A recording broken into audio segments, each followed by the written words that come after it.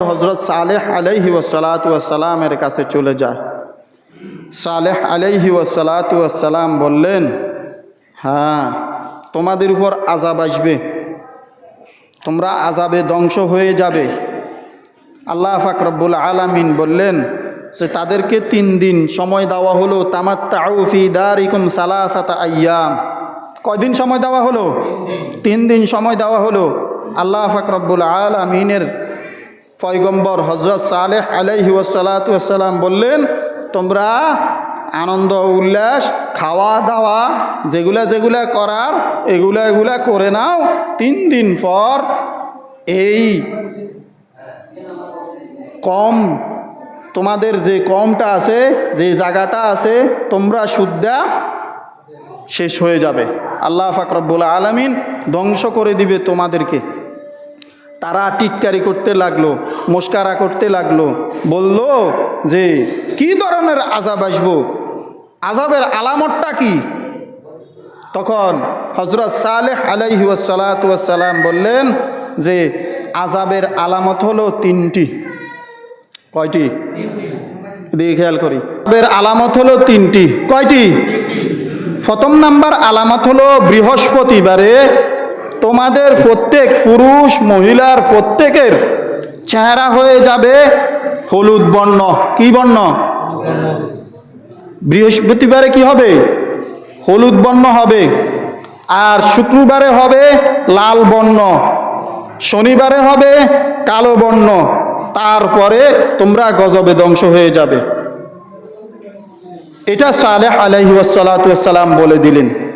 বললেন তার 2-3 দিন আগে, ও তামাত্তাউ ফি দারিকুম সালাসাতা আইয়াম, 3 দিনের মধ্যে তোমরা কি হয়ে যাবে?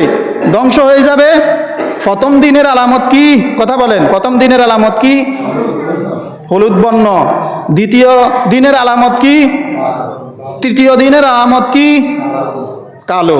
প্রথম দিন হলো বৃহস্পতিবার, তারপরের দিন হলো কি? শুক্রবার, তারপরের দিন হলো শনিবার। প্রথম দিন হলুদ বর্ণ হয়ে গেল। আল্লাহ পাক রব্বুল আলামিন তাদেরকে অবকাশ দিলেন যে হলুদ বর্ণ করে দেখি। তারা সোজা হয়নি, তারা আরো চওড়া হয়ে গেল। তারা আরো কি হয়ে গেল? নূহ আলাইহিস সালাতু ওয়াস সালামের কওমেরা যেরকম ঘাড় তেরা, এগুনেরও ঘাড় তেরা।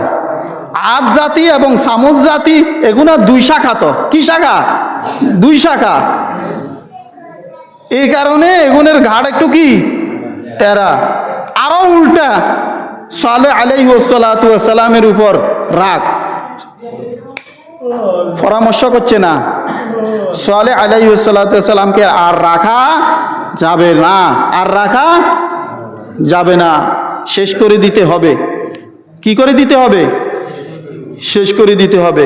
হযরত সালেহ আলাইহি ওয়াসসালাতু ওয়াসসালামকে খুন করার জন্য বাড়ি ঘিরাও করছে। কি ঘিরাও করছে?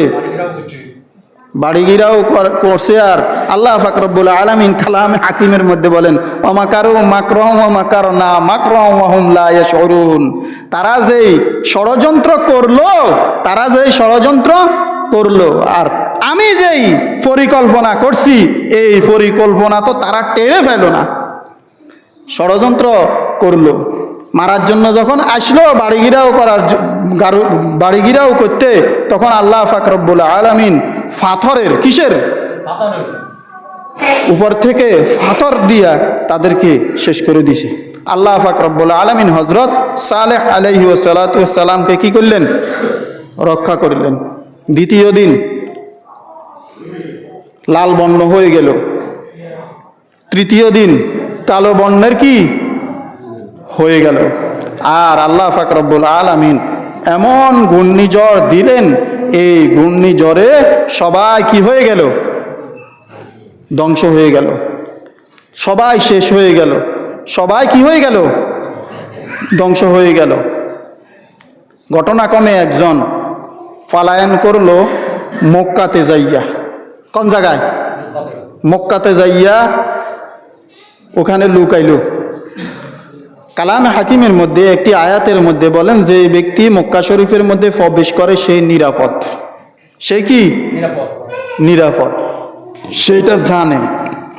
মক্কা শরীফের ভিতরে ঢুকি পলায়ন করলো, আল্লাহ পাক রব্বুল আলামিন বলেন আমি এই মক্কার সম্মানার্থে তাকে বাঁচাই রেখেছিলাম কিছুক্ষণ। কি করলাম? বাঁচাই রাখলাম। আর যখন মক্কা শরীফ থেকে সে বাহির হইল তখন আবার তাকে আযাবে গ্রেফতার করে আল্লাহ পাক রব্বুল আলামিনের আযাবে তাকে ধ্বংস করে দিছে। বুখারী শরীফের হাদিসের মধ্যে এসেছে রাসূল করিম সাল্লাল্লাহু আলাইহি ওয়াসাল্লাম যখন ওই মাদিয়ানে সালেহ জাগার দিয়ে অতিক্রম করতেছেন যুদ্ধ শেষ করি, সাহাবায়ে আজমাইনদেরকে বলতেছেন, ও সাহাবীরা খবরদার, এই রাস্তা দিয়া এই জায়গা দিয়া তাড়াতাড়ি বাহির হইতে হবে, কারণ এই জায়গার মধ্যে হযরত সালেহ আলাইহি ওয়াসসালাতু ওয়াসসালামের কওমকে আল্লাহ পাক রব্বুল আলামিন ধ্বংস করে দিয়েছেন।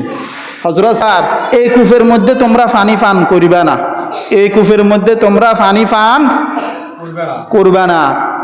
আরেক হাদিসের মধ্যে রাসূল করিম সাল্লাল্লাহু আলাইহি ওয়াসাল্লাম বলেন, কয় যে ব্যক্তিটা মক্কা শরীফের মধ্যে আশ্রয় গ্রহণ করছিল, আল্লাহ পাক রব্বুল আলামিন এই মক্কার সম্মানার্থে তাকে আল্লাহ পাক রব্বুল আলামিন বাঁচায় রাখলেন।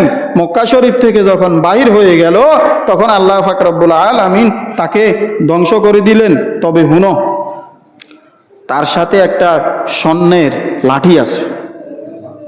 কি আছে? লাঠি ছিল, লাঠি সহ তাকে দাফন করা হয়েছে। সাহাবায়ে আজমাইনরা প্রশ্ন করলো, ইয়া রাসূলুল্লাহ, ইয়া হাবিবাল্লাহ, লাঠিটা কবরটা কোথায়? কবরটা ওইখানে। রাসূল করিম সাল্লাল্লাহু আলাইহি ওয়াসাল্লামের সত্যতা, কোরআন যেরকম সত্য, আল্লাহ পাক রব্বুল আলামিন যেরকম সত্য, সাহাবায়ে আজমাইনরা যেরকম সত্য, আসমান জমিন যেরকম সত্য, রাসূলের কথা কি মিথ্যা নেই? রাসূলের কথাও কি সত্য।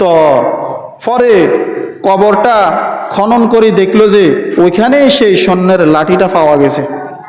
কিতাব সাক্ষী, ওইখানে স্বর্ণের লাঠি কি পাওয়া গেছে। ভাই ও দোস্ত, বুঝুন।